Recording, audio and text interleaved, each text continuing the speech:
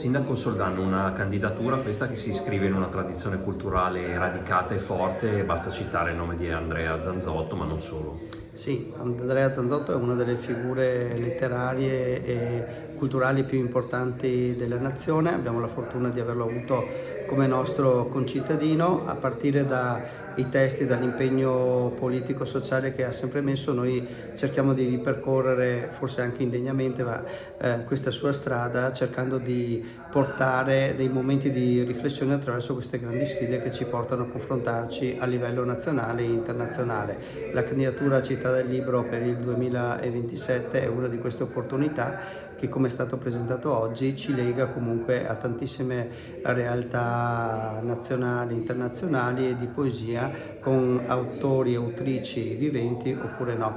Un aspetto molto particolare a me caro è questo legame della tesi di laurea del nostro concittadino nei confronti di Grazia Deledda, che è stata la prima donna a vincere il premio Nobel per la letteratura.